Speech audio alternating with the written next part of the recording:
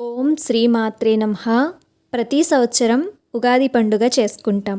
ఆ ఉగాది పండుగ వెనుక ఉన్న అసలైన కారణం పురాణ కథ రూపంలో మీ అందరికీ వివరిస్తాను. మీరు కూడా విని తెలుసుకోండి.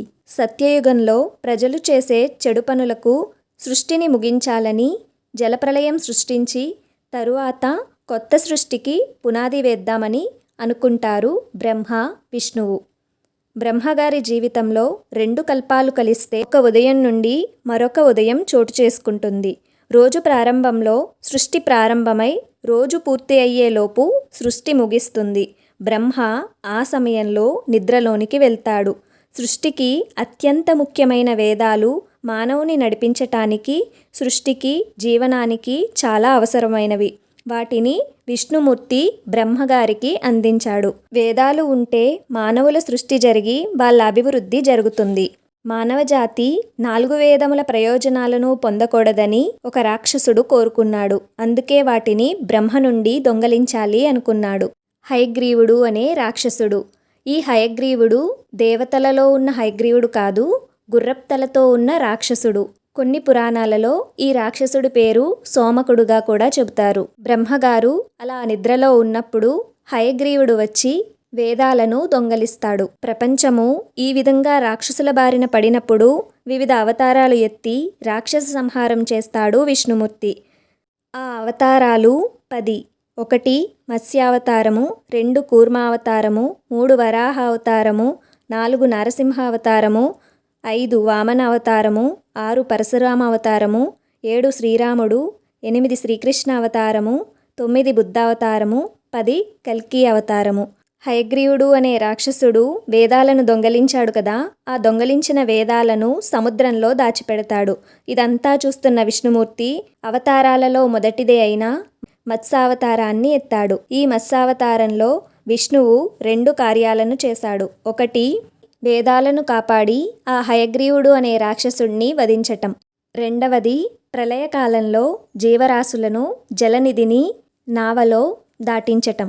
విష్ణువు చేపరూపం అనగా మత్స్యావతారం ధరించి వైవస్వత మన్వంతరము అంటే ప్రస్తుతం మనం ఉన్న మన్వంతరము ఆ మనువు ముందు ప్రత్యక్షమయ్యాడు. ఏ విధంగా ప్రత్యక్షమయ్యాడు అంటే ఒక చేప రూపంలో ప్రత్యక్షమయ్యాడు. మనువుకి కాపాడండి అనే స్వరం వినిపించింది. చూస్తే ఎవరూ కనిపించలేదు. క్రింద ఒక చేపపిల్ల కనిపించింది. క్రింద ఉన్న చేపపిల్ల ఈ విధంగా చెప్తుంది, నన్ను ఈ చెరువులో ఉన్న పెద్ద చేపల నుండి రక్షించమని కోరుతున్నాను అని అడుగుతుందనమాట. అలా అడగగానే మనువు ఇంటికి తీసుకువచ్చి ఒక పాత్రలో ఉంచి జాగ్రత్తగా చూసుకోమని భటులకు చెప్తాడు. ఆ చేప ఒక రోజుకే చాలా పెద్దగా అయిపోతుంది. సాయంత్రానికి ఆ చేప అనేది పెరిగిపోతుంది. అలా పెరిగిపోయిన చేపను తీసుకువచ్చి ఇంకొక పెద్ద దానిలో నీళ్లు నింపి అందులోకి మారుస్తాడు మనువు. తర్వాత రోజుకి ఇంకా పెద్దగా పెరిగిపోతుంది. ఆ పాత్ర కూడా సరిపోదు. దానితో మనువు నిర్ణయించుకుంటాడు, ఈ చేప అసాధారణమైనది కాదు అని చెప్పి దానికొక కొలను లాంటిది నిర్మిస్తాడు. ఆ కొలనులో ఆ చేపను తీసుకువచ్చి వదిలిపెడతాడు. అలా తర్వాత రోజుకి ఇంకా పెద్ద చేపగా, ఆ కొలను కూడా సరిపోనంత పెద్ద చేపగా ఆ చేప అనేది ఎదిగిపోతుంది. ఆ చేప ఇంక నేను ఇందులో ఉండలేను, నన్ను సముద్రంలో విడిచిపెట్టమని అడుగుతుంది. ఇదంతా చూస్తున్న మనువుకి ఆశ్చర్యంతో పాటుగా ఆనందం కూడా కలుగుతుంది. ఎందుకు అంటే సాధారణంగా ఏ చేప కూడా అలా పెరగదు. అలా పెరిగింది అంటే ఆ చేప అనేది సాధారణ చేప కాదు అని భగవత్ స్వరూపమని భావిస్తాడు. తను ఎంతగానో పూజించే ఆ విష్ణుమూర్తే ఈ అవతారంలో వచ్చాడని భావించి ఆ విష్ణువును ఎన్నో విధాలుగా స్తుతిస్తాడు. మీరు ఈ అవతారంలో రావటానికి గల కారణమేమిటో, మీకు నేను ఏ విధంగా సాయం చేయాలో, నా ద్వారా మీరు ఏం కోరుకుంటున్నారో తప్పక చెప్పండి, నేను దానిని ఆచరిస్తాను అని చెప్తాడు మనువు. అంతటితో శ్రీ మహావిష్ణువు జరగబోయే దానిని మనువుకి వివరంగా చెప్తాడు. జలప్రళయం వస్తుంది, అంతటా అంతమొందించి నూతన యుగాన్ని సృష్టించాలి. ఇప్పుడు ఈ సృష్టిలో ఉన్న జనం దుర్మార్గాలు పెరిగిపోయాయి. దానికోసం ఖచ్చితంగా కొత్త సృష్టి అనేది జరగాలి. దానికి నువ్వు ఒక పెద్ద నౌకను సిద్ధం చెయ్యి అందులో విత్తనాలను, ఔషధ మొక్కలు, సప్తఋషులు, వాసుకిని అందరినీ ఆ నౌకలోనికి సిద్ధం చేయి అని చెప్తాడనమాట. దానికోసం మనువు ఒక పెద్ద నావను తయారు చేసి అందులో విష్ణువు చెప్పిన అందరినీ తీసుకుని వచ్చి సిద్ధంగా ఉంటాడు. విష్ణువు చెప్పిన సమయం అనేది రానే వచ్చింది. వాళ్ళందరూ ఎంతో భయపడుతూనే ఆ సముద్రంలో ఆ నౌకలో ప్రయాణిస్తున్నారు. పెద్ద పెద్ద రాక్షసాలలు వస్తున్నాయి. మొత్తం గ్రామాలు అన్నీ మునిగిపోతున్నాయి. నౌకలోనున్న వీరందరూ విష్ణువుని ప్రార్థిస్తూ ముందుకి వెళ్తూ ఉన్నారు. అలా వెళ్తూ ఉండగా ఆ శ్రీ మహావిష్ణువు మత్స్యావతారంలో వచ్చి వాసుకి సహాయంతో నౌకను నీరులేని భాగానికి చేర్చాలి అనుకుంటాడు. దానికోసం వాసుకి తోకను నౌకకి కట్టి వాసుకి తలభాగాన్ని తన శరీరంతో లాగుతూ భూభాగానికి చేరుస్తాడు.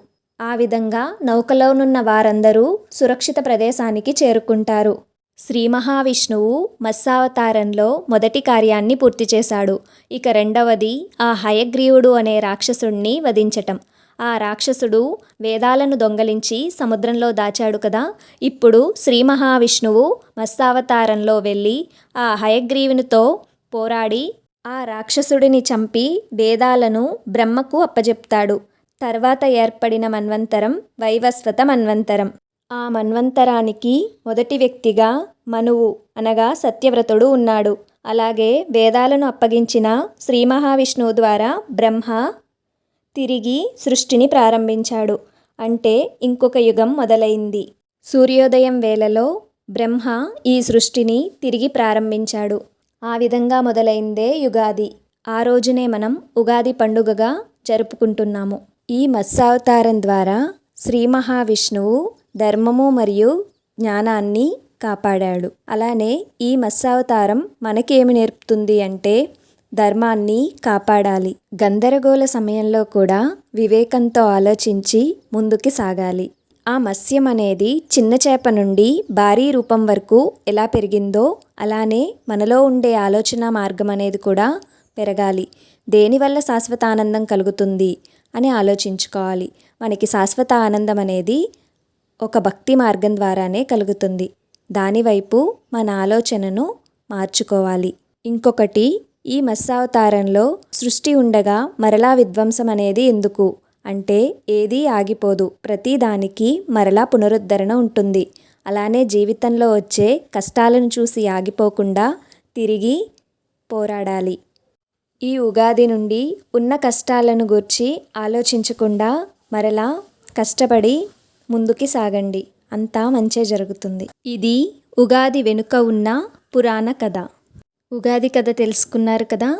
ఈ వీడియో మరికొంతమందికి చేరటానికి లైక్ చేయండి, అలానే కామెంట్ చేయండి. ఓం శ్రీమాత్రే నమః.